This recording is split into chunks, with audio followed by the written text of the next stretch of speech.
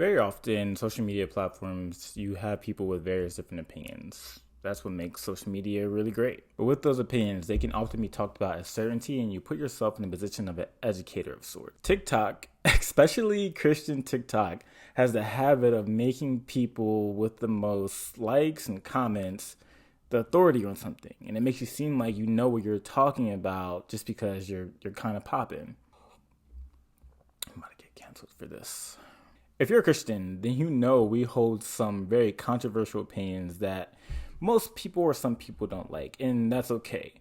And one of the most controversial questions that I think you can ask within the Christian space is, can a Christian watch anime? Now, being a Christian, we like all sorts of entertainment, right? And oftentimes the entertainment that we like, we often try to say that, hey, this is okay, God approves of this.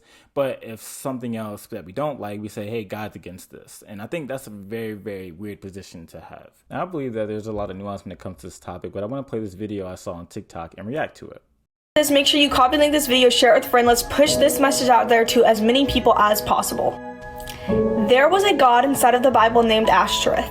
Many times inside of the Bible, the Israelites would forsake God and go and serve and worship this god named Ashtoreth, along with many other gods. Ashtoreth was the god of love and fertility. In order to worship her, the Israelites would commit perverted sexual acts. What does this have to do with anime, you might ask? Let me show you. This anime character right here is named Ashtoreth. Another name for Ashtoreth is Ishtar, and this right here is Ishtar. If you don't already know where I'm going with this, I truly believe that the spirit of Ishtar or Ashtoreth is behind anime. First, I think we might be confused about what idol worship is, and she is correct that the Israelites constantly forsook God and worship other idols. A tragedy, I know.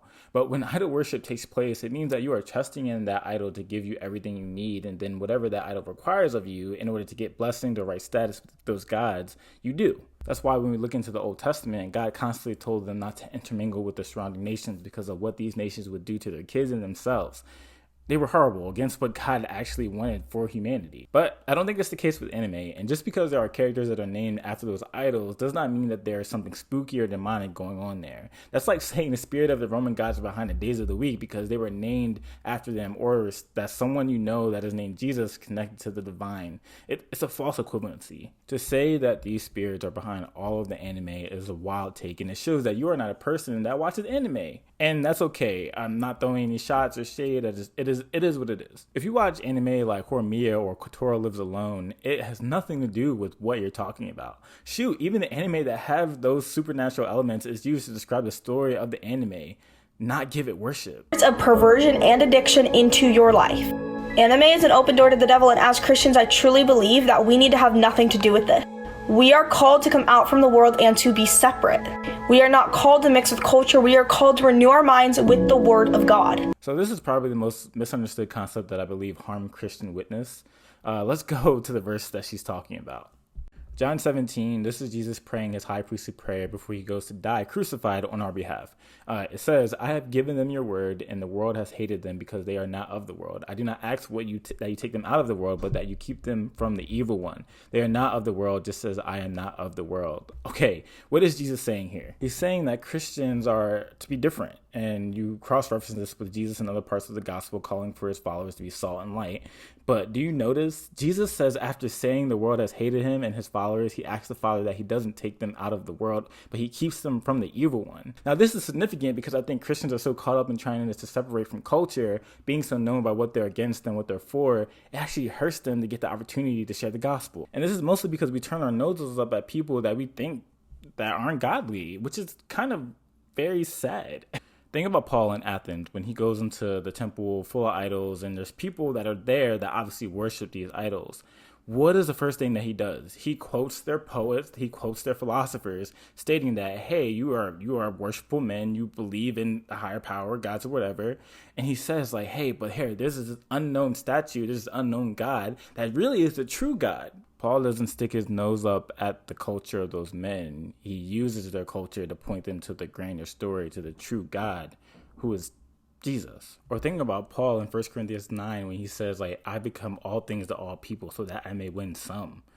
Jew and Greek. I also made a statement about not mixing with culture, but that's only if the culture is against godly values. And as far as I know, anime is used as a medium of storytelling that tells a myriad of different stories. And just because some anime have themes that you don't like or that you can't bear to watch, it doesn't mean or make it a conviction for everyone else. I love how she says that you have to truly ask God if you should be watching anime with a pure heart, as if doing the same thing she did will lead another person to the same conclusion. That's not true at all. And then she's like, I basically think I'm right. Let me try to prove it even with more of a Google searches that are random, and pulls up 2 random characters. 1, I'm pretty sure you don't know the names of any of the 2 characters that you just randomly pulled up. And 2, I'm not sure about the girl, but if you take the character Ryuk from Death Note, you realize that the Death Note anime is about a guy named Light Yagami who uses a supernatural book to kill people and therefore elevating himself to be god of the world. The main character sought power, and Ryuk, he gave him that ability. Biblical parallel? Genesis 3, humans were tempted with power to become gods in their own eyes and tricked by Satan.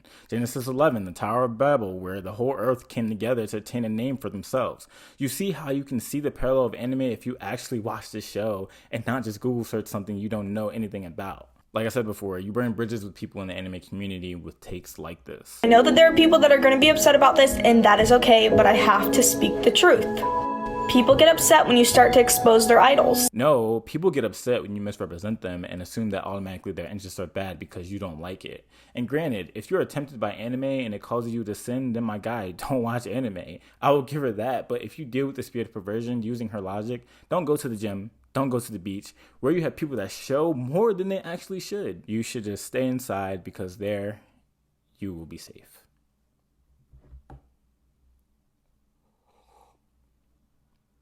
I don't think this is a good approach, to be fair. There are some anime that are just crazy to watch to me. Like Kill la Kill. I tried watching that John a few years ago and I couldn't continue because it was just too explicit for me. And I couldn't watch it in good conscience. But I have friends that were fine with watching it and I'm not going to sweat them. That's between them and God. What do I think is a good approach to this conversation though? 1 Corinthians 10:23-32. Paul is talking about eating food at a neighbor's house even though that person is an unbeliever, being full aware that that food may have been offered as a sacrifice to idol. Paul says, let no one seek his own good, but the good of his neighbor. Eat whatever is sold in the meat market without raising any question on the ground of conscience. If one of the believers invites you to dinner and you are disposed to go, eat whatever is set before you without raising any question on the ground of conscience. But if someone says to you, this has been offered in sacrifice, then do not eat it for the sake of the one who informed you and for the sake of conscience.